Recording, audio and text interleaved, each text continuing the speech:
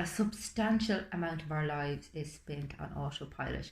Our brains are actually quite lazy, and once they have become accustomed to reacting in a certain way, to thinking in a certain way, and to behaving in a certain way, they tend to want to stick with it, even if the behavior or the thinking process is no longer beneficial to us. Consequently, much of what we assume is reality is actually the way in which our mind interprets the world, and it's very much based on assumption and prediction. Also, our behaviors, our reactions, the way in which we engage with the world tends to be a consequence of emotional triggers, of cravings that we know nothing about, and of past experiences, of conditioning, of ideas that we have about the world, ideas that we have about other people that we are applying to situations to which they may not be relevant. Now, operating on autopilot isn't all bad. I mean, it means that we can get through our day without having to overthink every small little minutiae of detail. And when we incorporate new habits, new thinking patterns, and new behaviors into our day-to-day life and create a pattern, we become automated in those healthier habits, in those healthier thinking patterns. However, without awareness, autopilot can be our ultimate enemy. It can keep us very misinformed. It can keep us rigidly stuck in fixed beliefs that are very self-defeating and self-limiting about ourselves, about other people, and about the way in which the world works. For example, if we have some automated thinking patterns around our own self-worth, we have a tendency to believe that we're inadequate. We have a tendency to believe that we're a certain type of person, that we can't do certain things, that we're just no good at certain things, or that we should be a certain type of person, that we should be able to X, Y, or Z. And again, this can be so self-defeating. It can keep us on a very fixed, rigid path, and it can mean that our sense of self-worth is completely on the floor. Then there is the way in which we interpret relationships, our assumptions about other people. I mean, that has a tendency to be rooted in our attachment patterns from childhood. So consequently, if we had struggles with our primary carer, we have a tendency to extrapolate that assumption of relationships onto our adult relationships, and this can make things like trust and healthy connection really difficult to establish.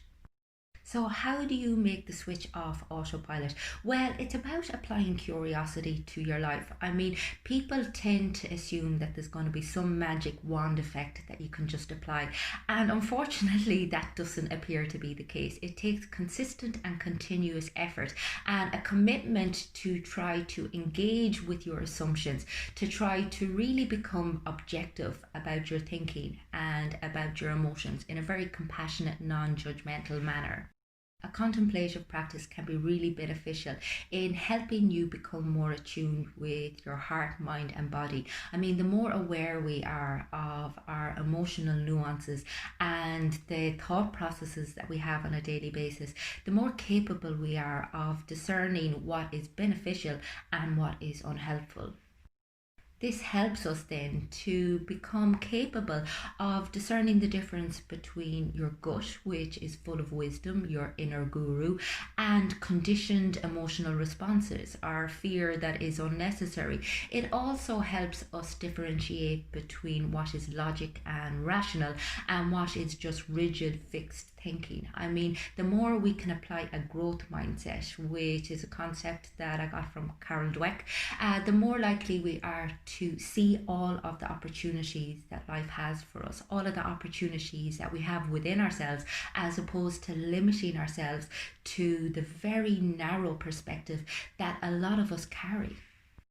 When we become more curious about ourselves, it's only natural that we become more curious about other people and about the world around us. And we become more interested in seeing life from different perspectives. We become more spiritually minded. We become more in tune with who it is that we need to be in order to feel like our life is meaningful and purposeful, in order to feel a sense of fulfillment and not constantly be chasing external stuff, goals, achievements in order to feel good about ourselves. We become more accepting of who it is that we are. We learn to work with our current reality as opposed to rejecting it, and we just create a greater sense of internal equanimity.